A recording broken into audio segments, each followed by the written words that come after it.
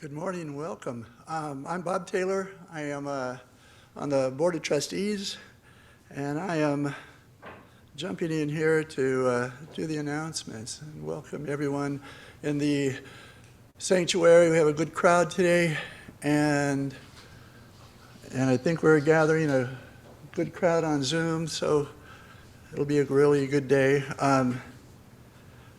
Announcements. This week's calendar of events.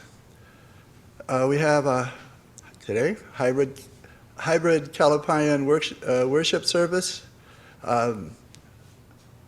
Also today, children's religious exploration begins at the sanctuary today at 10:30. So they're going already too.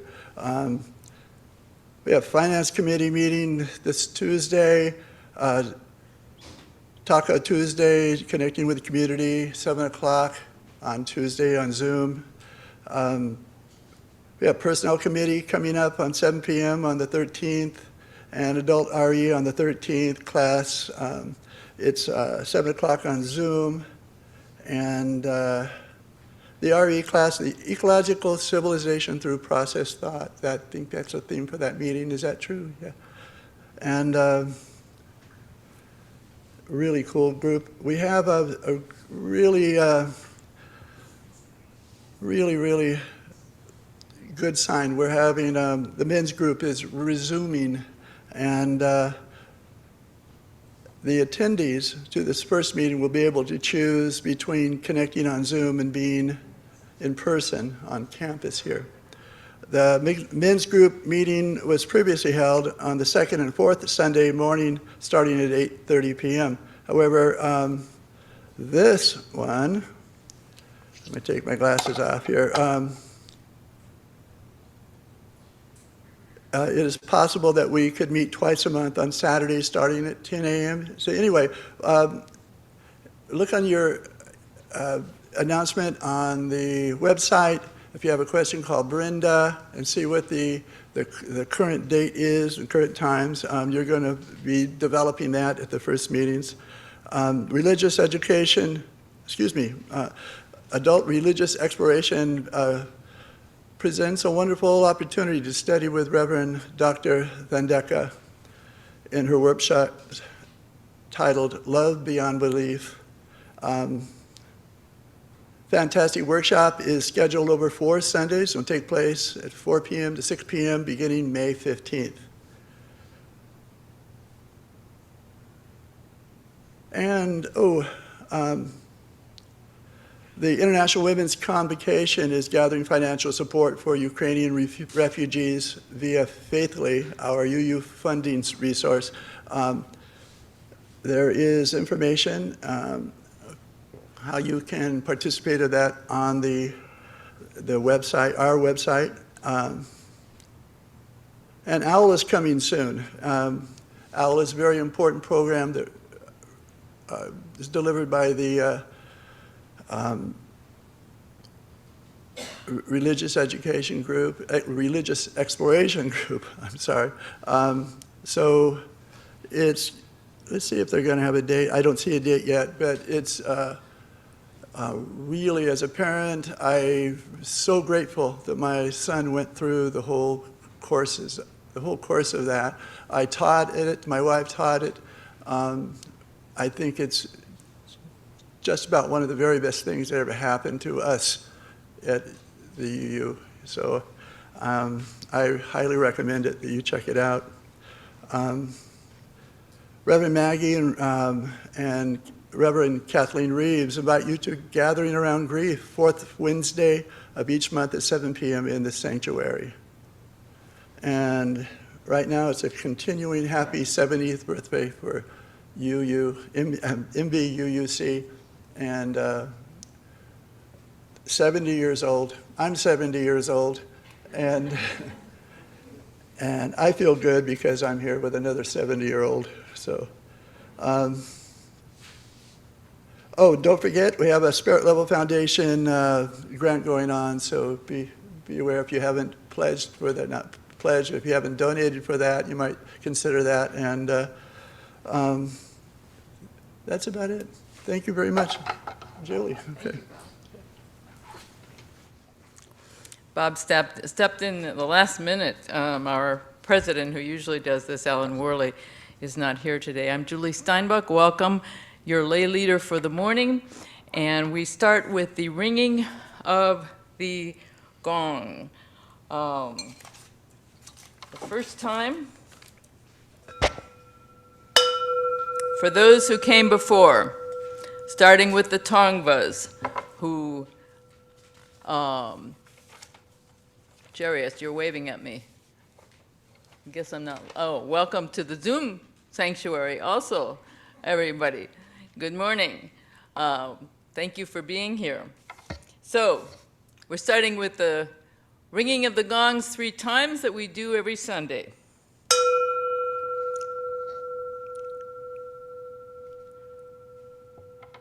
For those who came before, and for those who planted this congregation 70 years ago, as Bob told you. For those who are here today, as part of our current congregation activities and people represented here, as well as our extended family out there who aren't with us today or are there on Zoom. And thirdly, for those who will come to discover Monte Vista to be their spiritual home in the future, we welcome the magic of 3. And now, we always also start our congregational meetings, our services, with the lighting of the traditional chalice.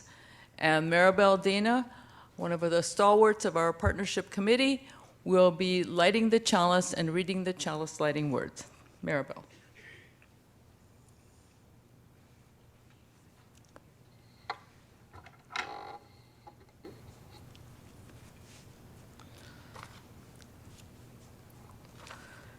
We light this chalice for us to be reminded that despite our imperfections, we are still blessed in so many different ways.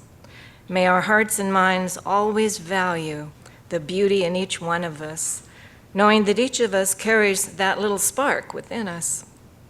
And if we collectively share our little spark, we can create a bigger light to illumine our bruised and broken world. So said Reverend Armand Pedro, Executive Administrator, UU Church of the Philippines.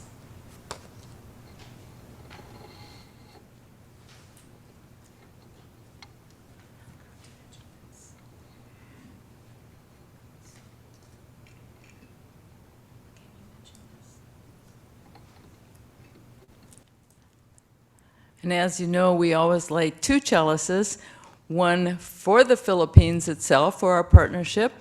This coconut shell chalice was created by the children of the Calapayan congregation 15 years ago and gifted to us. The bottom coconut shell has actually broken, but we're in the process of getting it fixed. So 2 chalices in honor of our presence and our connection across the ocean. Thank you, Maribel. And now I invite you to stand as you're inspired to speak our covenant together, and then stay standing for Spirit of Life. The words will be on the screen.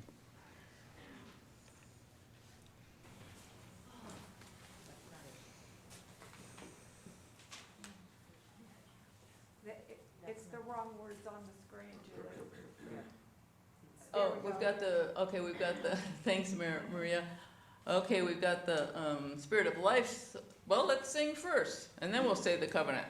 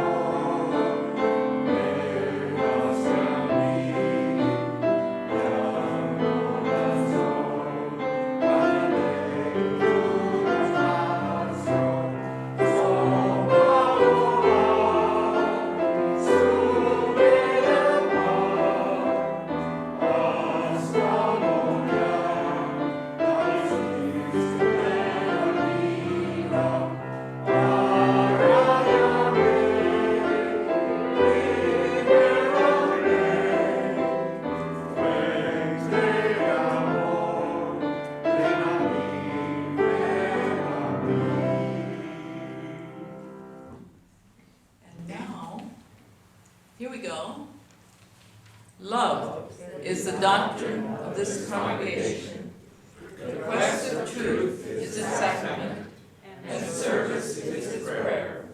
To dwell together in peace, to seek knowledge in freedom, to serve the world in fellowship, to the end that all souls shall grow in harmony with the divine. Thus we covenant with each other. And we have our new children's recessional. We have a couple children here that we're going to sing out to their classes. And the words are in your order of service. You want to play it through it once again. So we're getting used to this new song. And I'm welcoming also, we have some old-time members here. It's great to see Ron and Barbara Quinn. And we have some new people too. Anyone else want to identify or say hello? No pressure. Anyway, welcome all of you this morning. Okay, this is the time in our service where we call it Joys and Concerns, or Delights and Disappointments, an opportunity to share what's on your heart, or of sorrow or joy. And I have one that was written in the back. Okay, it would show up there. Okay, great. So, holding the joys and concerns unexpressed as well in our heart. And now we're going to move to the Philippines by singing a hymn in our hymnal, 182, The Beauty in a Life, that was written by the founder of the Church of the Philippines, Toribio Camara, in 1955. He founded the Church of the Philippines. It was entered into the was accepted into membership in the UUA at the 1988 General Assembly in Palm Springs, right after, frankly, he had been assassinated for his labor activism. And his daughter, Rebecca Camara Sienas, is the one who showed up in Palm Springs to accept the connection. And so we honor Toribio Camara with this song, 182. Here we go.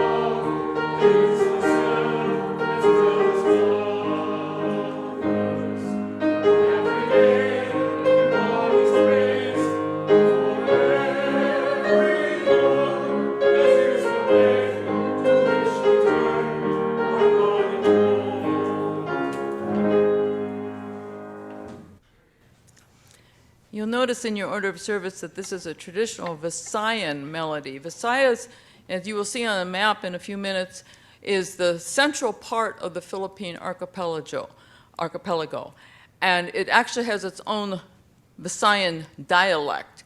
And to move us into that space now, we're going to hear a poem written by a poet who writes both in Visayan and English.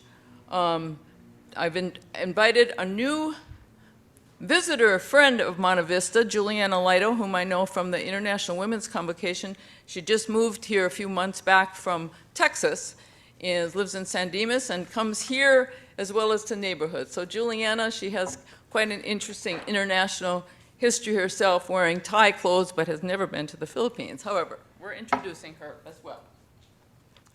Thank you, Juliana. Now we're moving to the slow, sweet time of the Philippine culture with a trip. First of all, with a review of where we have been over the past 15 years, actually, most recently this year. So, Lily, are we ready for our Lily? We have two Lilies here, stereophonic Lily, Lily Popova, Lily Noah Roberts behind the okay, Calapayan Sunday. You've seen this picture before. This was taken in 2015. The last time that I was there, I've been there 3 times, Maribel Dana was with me, and it happened to be Palm Sunday. So we are in Dumaguete, the capital city where the Church of the Philippines has its headquarters. We happened to be there first that morning, and the main cathedral there, remember, the Philippines, of course, is a Catholic country and has a lot of the traditions and rituals, and the woven palm fronds were sold on the street, and people took their crosses, and I actually bought one and still have it. So the palm fronds were taken home and hung over doorways, on tables, to ward off demons and disasters, which didn't work all that well for the Philippines because it is the land that is subject to typhoons, and the most recent one affected Negros Island. When a typhoon happens in the Philippines, the question always in my mind is where? Because the Philippines is an archipelago of 7,104 islands, and different typhoons hit different parts. This one hit Negros Island, and this was the damage that we received those pictures a couple days afterwards. And Maricel Hino is our main correspondent right now. She is the second daughter of our minister. She's a college student, age 24 at this point. And what she writes, and the church itself, the Kubo hut, the structure, the bamboo structure where they have RE classes out in front of the church, we're okay here in spite of Typhoon Odette. Trees, crops, banana and coconut trees are mostly falling down. There's some portion of church damage, and that's the roof. No life was lost. That, of course, is always the good thing. Okay, and then the next, and this is just for frame of reference. This is the picture that Maribel actually took in 2015. So you see what the chapel and the Kubo hut looked like beforehand with the children in the Kubo hut. And then the next slide. We did not send money specifically from Monte Vista for this damage. The UUA, Unitarian Universalist Association, and the UUSC, our service committee, sent $25,000 to the Church of the Philippines for typhoon damage, because damage was all over the island of Negros.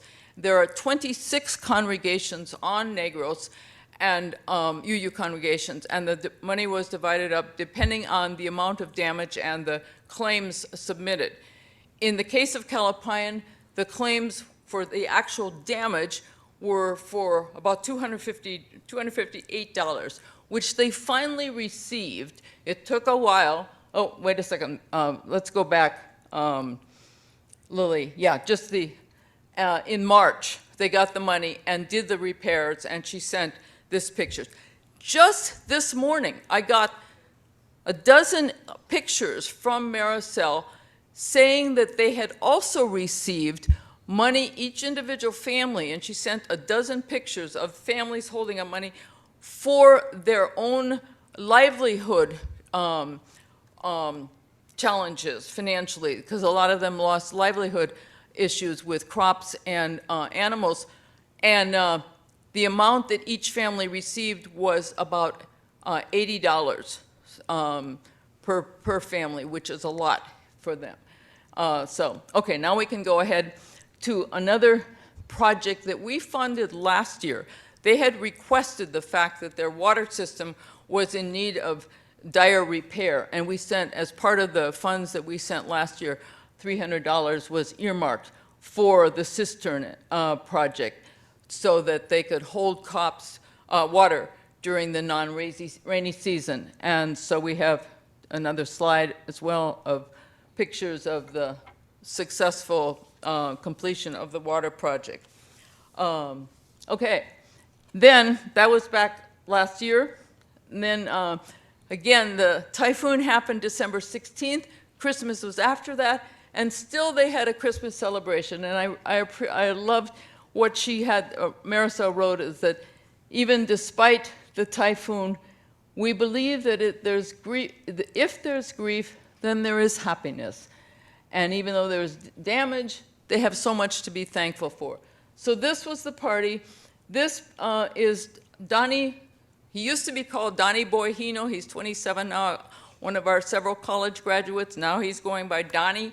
And he went through the ministerial formation program that the Church of the Philippines has provided for young people growing up. He's been an active youth leader. He's also a college degree engineering, worked for the city of Bayawan. So he's not quite as close to Calapayan as Marisol is right now. So we hear more from her, but that's his formal picture. So I just wanted to give you an update on Donnie Hino. And then we have a couple fun videos that Marisol sent from the Christmas party. Are we going to get those videos in there, Lily? The timing of the Marisol created particularly a very creative, here we go, video from their Christmas party.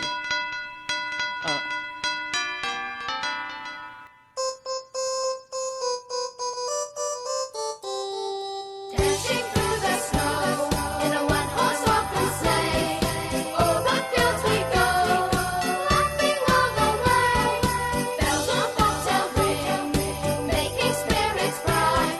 What fun it is to ride and ride and sleighing slow tonight. Jingle bells, jingle all the way.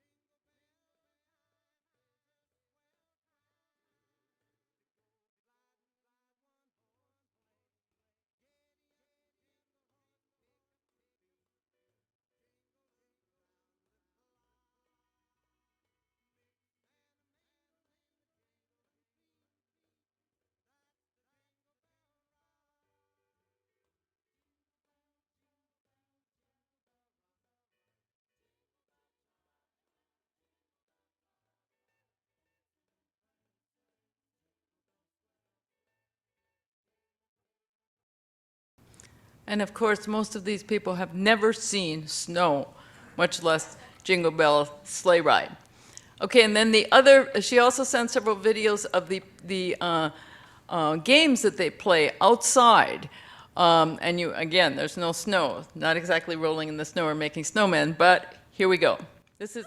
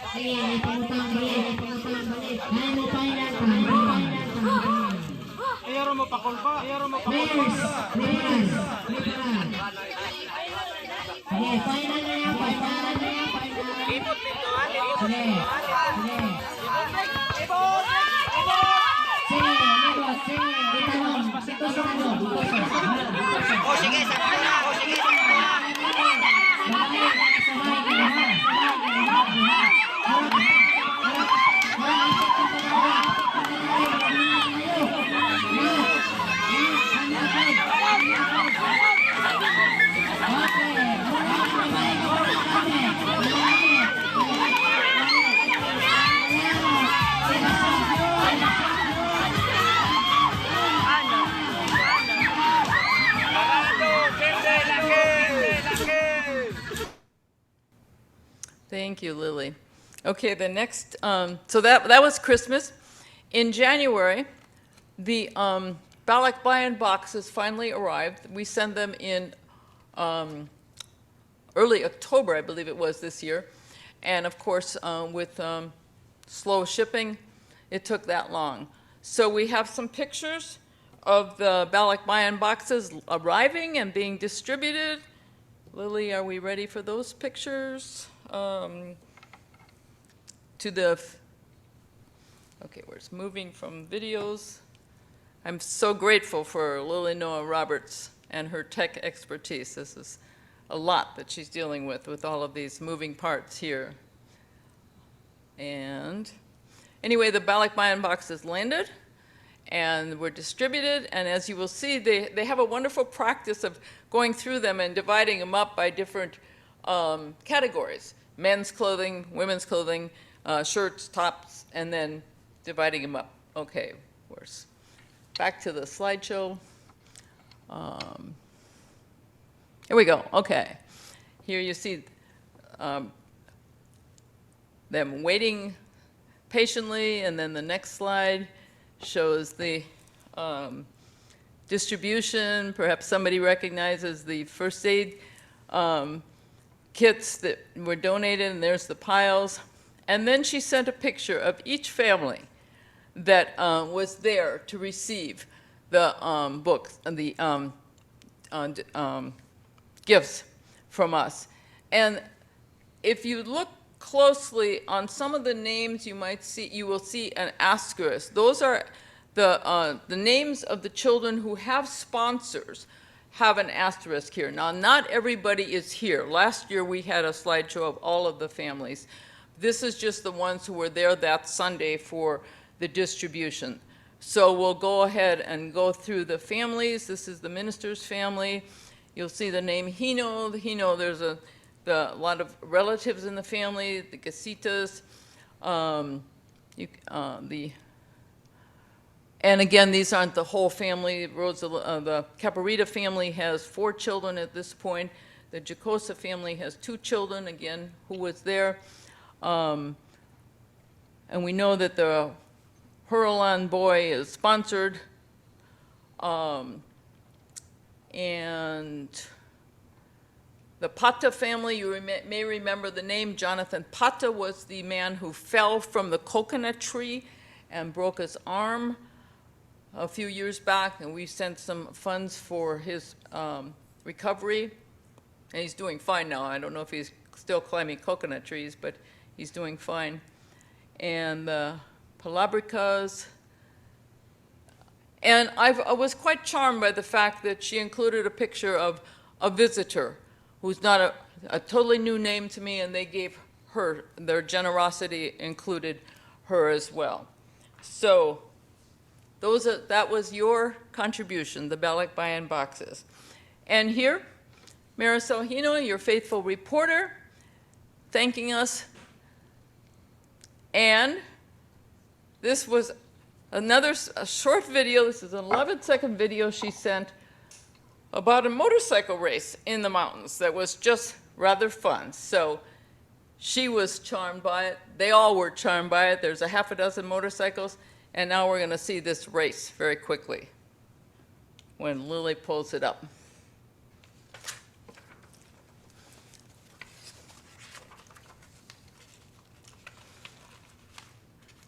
When I was there, there was a moment when we couldn't get a certain place on the van, and our tour guide, this was in 2010 with the Jackie Albayani family, and the motorcycles were called hobble hobbles. Get a hobble hobble. And somebody called, and we all got out the back of the hobble hobbles. Looks like we're almost there. Not sure. Maybe, Lily, let's just go ahead with the slideshow, and then we can come back to the motorcycle race at the very end. I think that might be technologically easier. Maybe? Okay. So the motorcycle race was to get you into the mood, the idea of moving. And so this is the official announcement of the next congregational trip next year. Now that COVID is enabling international travel again, and it's possible to go there. We're in the process of planning a next congregational trip in support of the UU Partner Church Council motto for a long time now. The most radical thing we can do is to introduce people to each other. There is absolutely nothing like going to visit the partners. It's wonderful to correspond, to do Facebook, to do letters, to send packages, to get reports, but there's nothing like actually going and meeting the partners. So the way to do that is with the best way with a congregational trip. The first one happened in 2010, and with our new minister, she is interested in going. And I've had 4 other people indicate pretty strong interest in going. So we already have critical mass to create a trip next year sometime. So this is a little bit of a preview of what that might look like for you to consider factoring it into your life for 2023. So that's our motto, meeting people. Let's go ahead. Here's an overview. Okay, the map. Of course, we're in Los Angeles, full disclosure. It's to Manila, it's 7,300 miles, a 15-hour flight. And across the Pacific. And here is what it looks like when we land. Maribel, welcome to Manila. We were there the first couple of weeks, almost all the Partner Church Council trips, and this would be following the model.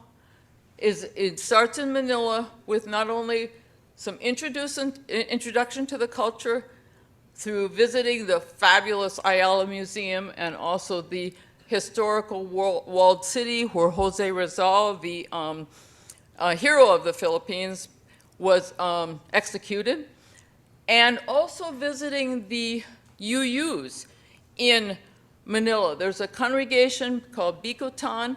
We were there on Easter Sunday 7 years ago, where we witnessed this wonderful ritual of anointing.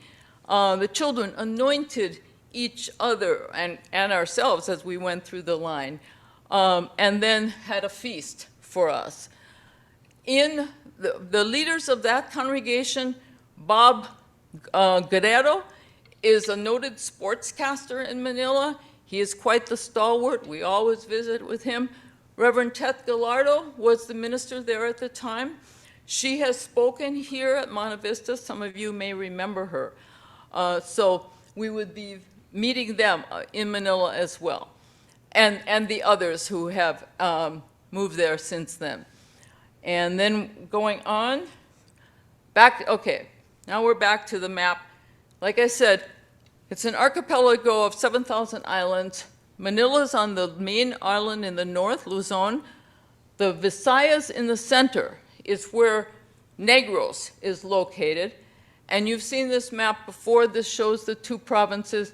The red over in the lower left-hand corner is where Calapayan is, and the partner church, or the Church of the Philippines headquarters is in Dumaguete, which is where we go from Manila. We then fly to, here we go. It's a 1-hour flight from Manila to Dumaguete on Cebu Airlines. Witness Maribel getting on the plane, I guess. Here we're in Dumaguete. It's the provincial capital, a wonderful seaside walk there. And the this is the hotel that we stayed in that time. You see that we're not staying in the jungle. This is in the city. The view of the ocean from our room. And there was a rooftop breakfast room. And then we always visit the national headquarters in Dumaguete. And that's the exterior. The interior with Reverend Rebecca Sienna speaking, the daughter of the founder. She also has been here at Monte Vista and spoken. Some of you may remember her. And there's always a welcome celebration for those of us visiting from across the sea. And however, this is Dumaguete. Dumaguete, and here's another map moment, just to remind you. Dumaguete's way over here. Calapayan is here. It's actually a 4-hour van ride or 6 hours by public transportation. To get to Hinobaan, the city closest to Calapayan, which is up in the jungle, we don't take a pedicab that 4-hour drive, but we ride in a van. And the Church of the Philippines provides not only a van, but this wonderful leader, staff member, Marife Bellamax. She's still on the staff.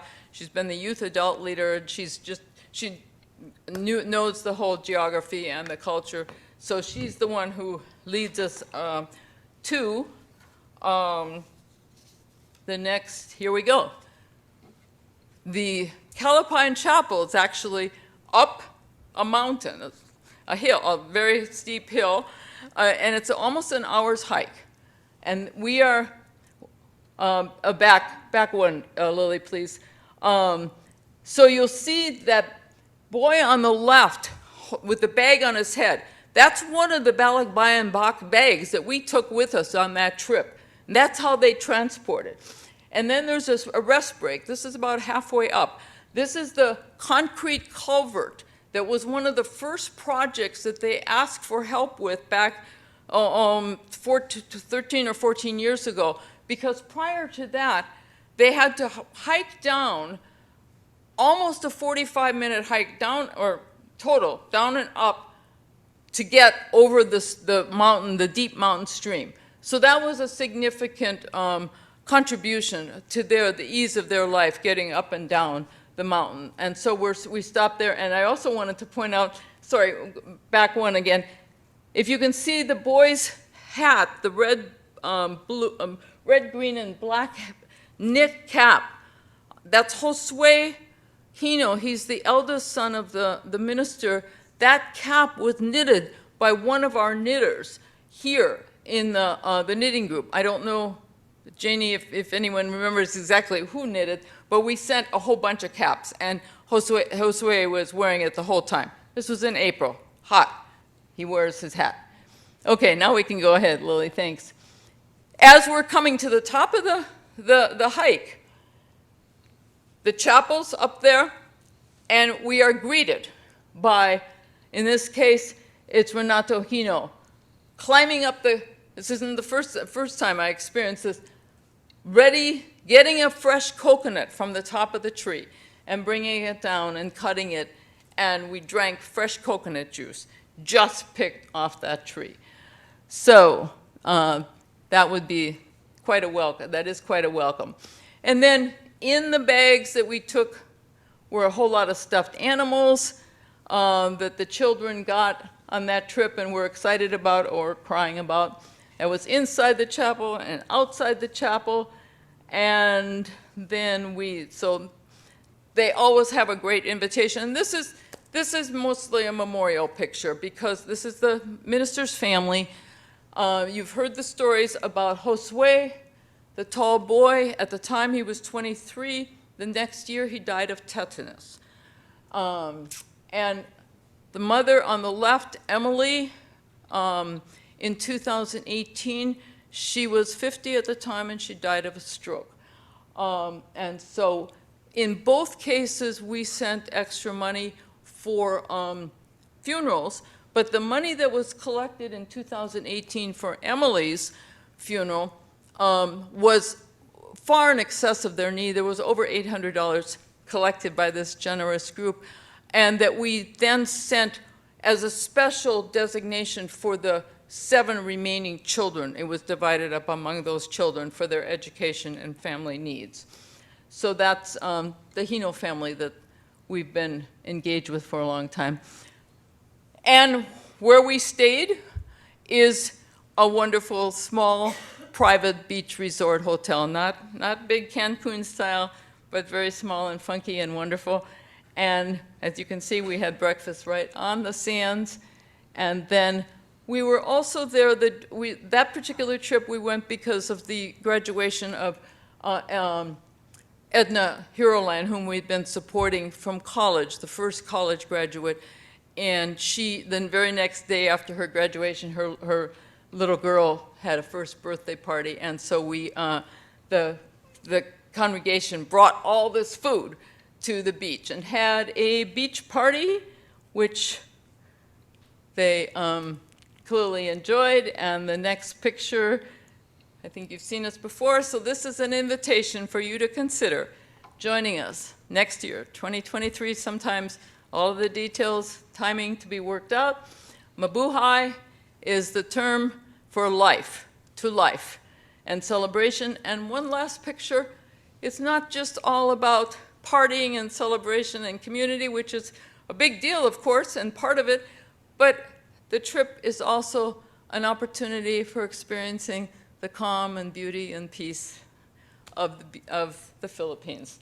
So I submit to you the Philippine sunrise that we see from our hotel room, and for you to consider joining us next year. Thank you. And now, Maria Wortham has another invitation.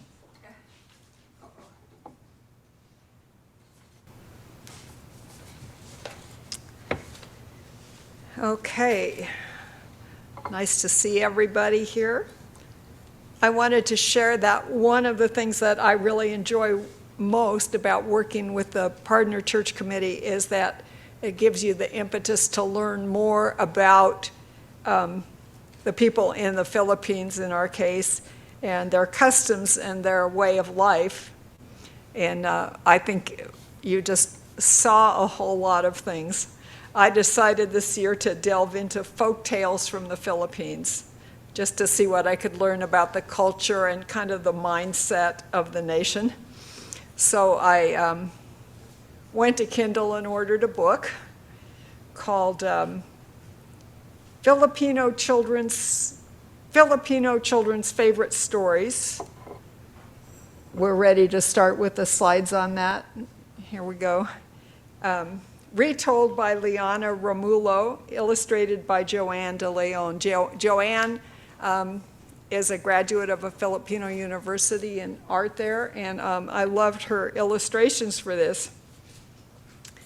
So I was a little bit surprised to learn that Philippine folktales are very similar to the various European ones that we're so familiar with. this is the frontispiece of the book. I think they're enjoying a good story here. And then they have creation myths with gods and goddesses. And yeah, there's a creation myth, stories about crops and food, myths that explain natural phenomena like typhoons and hurricanes, those sorts of things. And then, of course, moral tales about greed and the wages of sin. I'd like the next picture is about frogs, and I particularly like it because I go to a folk music camp sometimes in the summer, and the logo for our camp is a frog playing, in this case, a fiddle, not whatever that type of guitar is, but it amazes me how often I come across a frog playing some kind of an instrument. That story is about mosquitoes and why they buzz around our ears. So there's even one in here about a fast animal and a slow animal who have a race. In their case, it's a snail and a deer. And of course, you already know who wins that race, the snail, but in this case, he does it by trickery and cheating, not by the slow and steady pace. And so today's story is called The Runaways. And I think you're going to recognize some familiar themes. As you know, I taught the third grade for a long time. And if you were 8 years old, what I would tell you that you could do today is if something in this story reminds you of a fairy tale or a folk story that you already know, well, you're allowed to kind of shout out the name of that story. Okay, so I'm calling upon your inner child. Should you be so moved and you have one of those aha moments, you can either say aha, or you can shout out the name of that story. Your inner child will do that. I won't hold you personally responsible.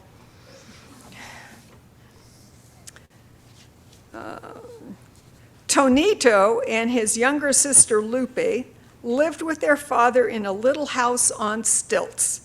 Their mother died when Lupe was just 6 months old, so the children didn't really remember her, but they had happy and healthy lives.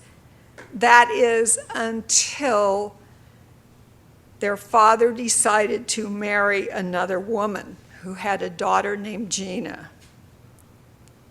Gina was very spoiled. She wore her hair in a long braid that reached down to her waist with ribbons that always matched her dress.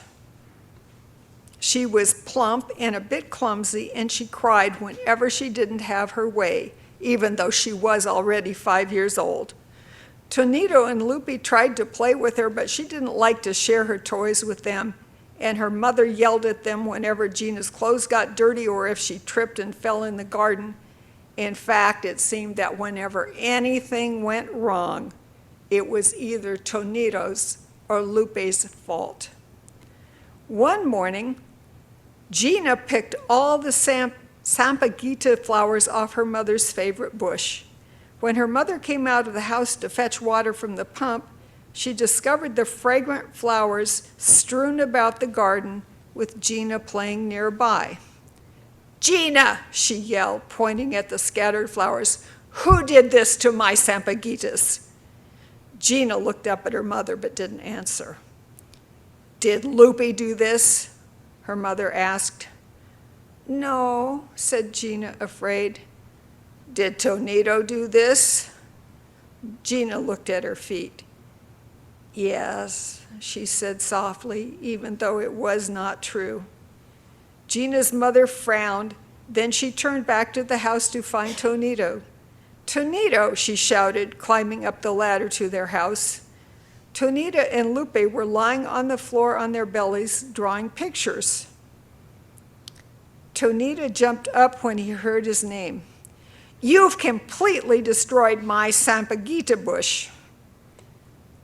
Gina's mother said, pinching Tonito's ear. No dinner for you tonight. No, Tonito protested. I didn't do it. Really, I didn't. And you're a liar too, Gina's mother said, twisting his ear. Then she dragged him to the closet, pushed him inside, and slammed the door shut. Don't come out until I say so, she said. Lupe didn't dare say a word. She remained lying on the floor, pretending to draw. She knew that if she tried to help Tonito, she would be shoved in the closet too. But a few minutes after Gina's mother left, when Lupe was sure she was gone, she quietly cracked open the closet door. Tonito, she whispered. Tonito! Go away, Tonito answered, or else you'll get into trouble. Please, Tonito, Lupe said, come out. I want to leave this place, and I want you to come with me. We can't leave, Tonito said. What about Papa? He asked with a sniffle. We can't leave him. But she's so mean, Lupe said. I hate her. And besides, Papa's always working. He won't even notice we're gone. Tonito let out a heavy sigh. Okay, maybe he'll understand. The very next day, before the sun came up, Tonito gently shook his sister awake.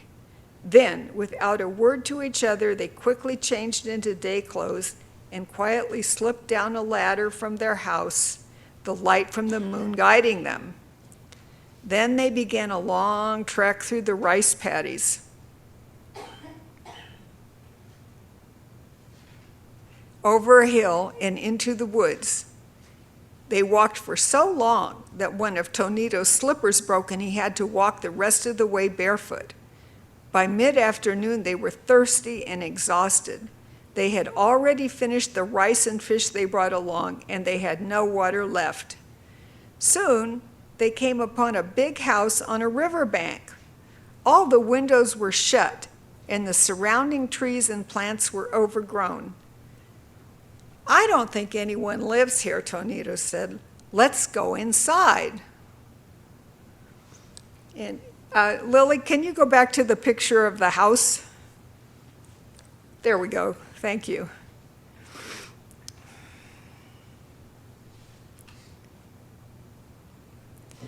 Lupe didn't think they should go in, but her stomach was grumbling and she was tired of walking.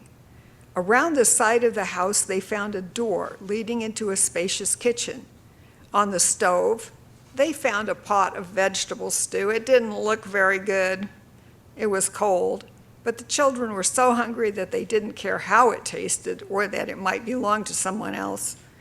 And within minutes, they had eaten every bit of it. Suddenly, a tall, dark figure burst through the kitchen door. It was a man dressed in animal skins, and he had a snout where his mouth should be. He growled at the children. Run, Tonito shouted, pushing his sister away from the man. Then he hurled the empty pot at the man and ran after Lupe, who was already climbing out a window. Lupe jumped to the ground outside and looked up at her brother. Hurry, she cried, jump! The children ran from the house as fast as they could, but then they reached the river and could go no further. Aye, Tonito said, looking behind him. He's coming after us. Up this tree, Lupe said, stepping on a large rock. We'll hide in the leaves. They settled on a branch and huddled together, hardly breathing. Before long, they heard twigs breaking and the crunch of dry leaves. The beastly man was coming closer and closer. Roar! The man was suddenly beneath them, and in an instant he was clambering up the tree. Oh, no, said Lupe in a panic. She looked down and saw that the man's outstretched hand could almost touch her. Tonito pulled himself up to the branch above them. Lupe, he said, reaching down, take my hand. But instead, Lupe pulled a mango off the tree and threw it at the man. It missed, but when the mango splashed into the water below, he glanced down at the river, distracted. "Oh!" he said, losing his grip and falling. He hit his head against a rock with a loud thud, then rolled into the river. Silently, the children watched as the current carried him off. Then they climbed down and went back to the man's house. "What do we do now?" Lupe said. "Do you want to go home?" "Do you?" Tonito asked. Lupe shook her head. "No, she's so mean to us, and Gina is horrible too." Tonita nodded sadly. "And Papa can't seem to do anything about it. I guess we can stay here for a while." Then the children lay down on the floor and drifted off to sleep. The next morning, Lupe and Tonita went outside and sat under the very same tree the man had fallen from. After a breakfast of sweet, juicy mangoes, they took a walk along the river. "Look," Tonita said, his eyes widening. A man was drinking from the river several yards away. When Lupe looked, her face broke into a smile and she squealed with excitement. "Papa! Papa!" she shouted. The man stood straight and looked at the children. "Lupe," he answered. "Tonito." The children ran toward their father and threw their arms around him. "What are you doing here?" Tonito asked. "I've been so worried about you children," he said. "I had to find you. Why did you leave?" "Papa, we hate it at home," Lupe said.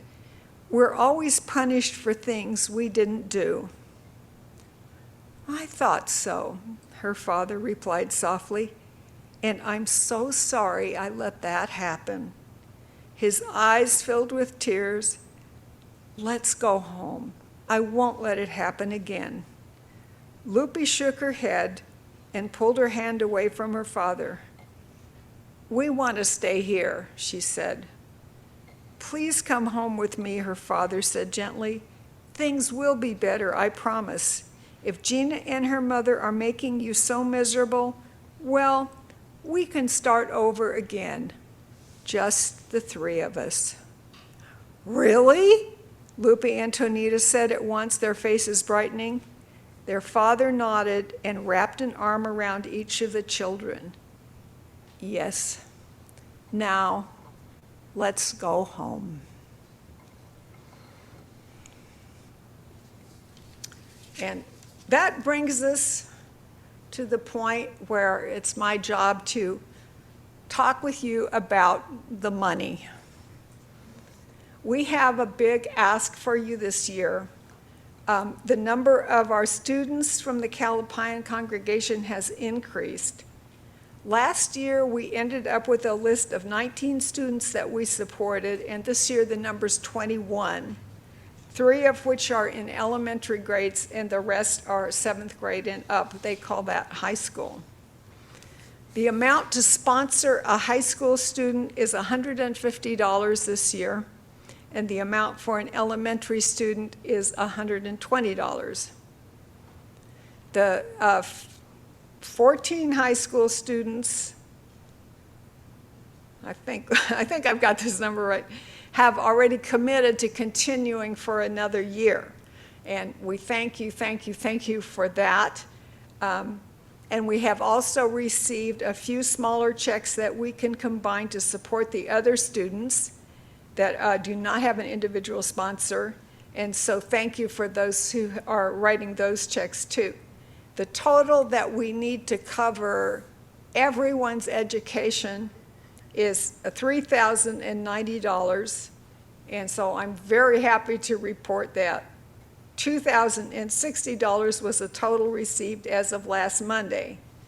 And so that leaves $1,030 that we need to raise today. So if you'd like to sponsor a student, and it is a great feeling to know that you're helping somebody year to year with that, we have 3 elementary students and 4 or 5 high school students that need that support. And so I think we have a basket for this purpose. This one? Yeah, yeah, so we'll give you a minute. We invite you to come forward with either a sponsorship amount of 120 or 150, or any amount that we can use to apply to someone's education, one of our students. Can you hear me when I'm off the mic? Good. Okay, so. Oh. I've got a tune you can play while we do that? Yeah. Yeah. Oh, you know what, I'm gonna step back here, get back on the mic also to tell you, if you're not, you don't have it with you today, or you wanna not pay today, we do have a deadline in that the UUA sends a wire transfer only quarterly, and so we have a date of April 18th that we need money in our office to send. So that's not the absolute deadline, but if we can have it together by then, it would be wonderful, so that no family is asked to wait for that support. And if you're on Zoom, this includes you. You can use the PayPal button on your order of service that you received. Make sure that if you use a check or PayPal, that you write in the memo area so that the bookkeeper knows how to credit that. Have it say Calapayan student or Calapayan sponsorship. So, okay. Do you want me to?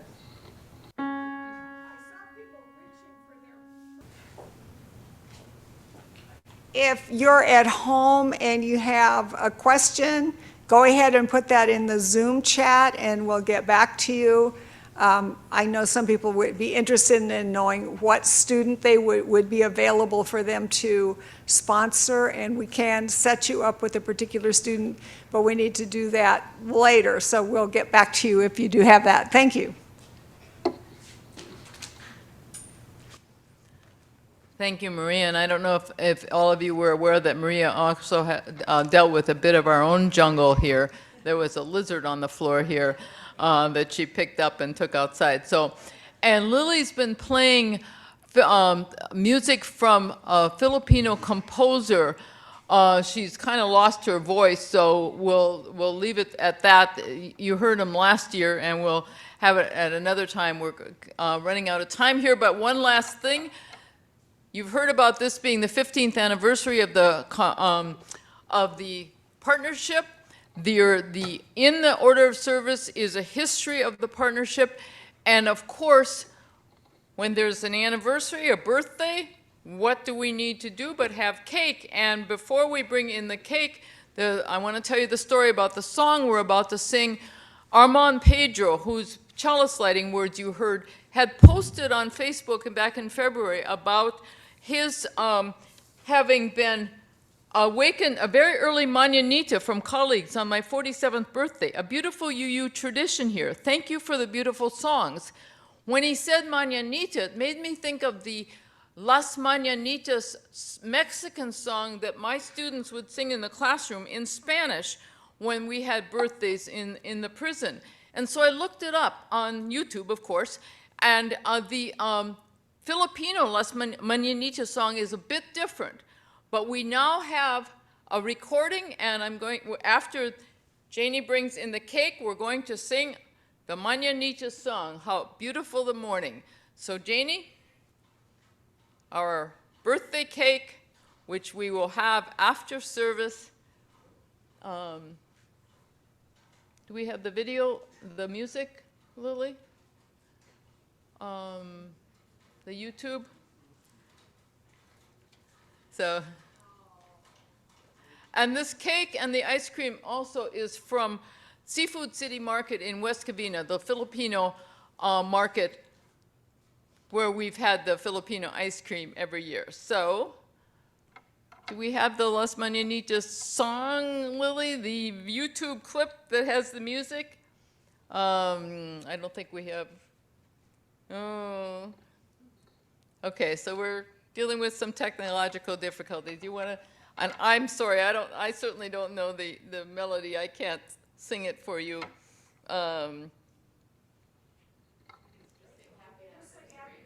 Yeah, we can sing happy birthday.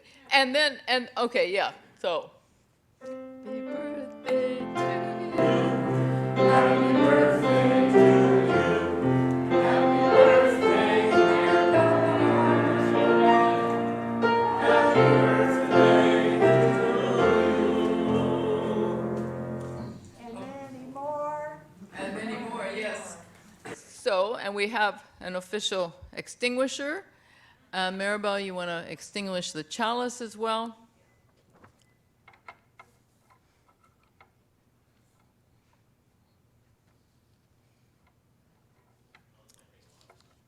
Yeah, 15 candles. Sweet 15, I guess.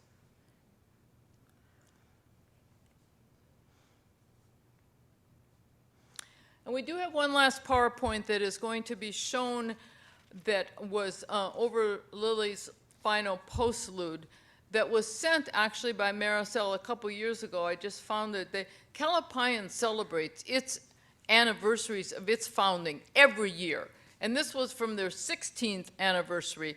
So you can look at the slides as Lily's playing her postlude. Our chalice lighting, our chalice extinguishing words. We extinguish this flame, but not the light of truth, the warmth of community, or the fire of commitment. These we carry in our hearts and until we are together again. With the final words from the Philippines, our Nobel Peace Prize winner this year, Maria Ressa, one of the 2 journalists honored for her commitment to free press and her incredibly courageous reporting. The more you do the right thing, the harder it is to do the wrong thing. Go in peace, be makers of peace.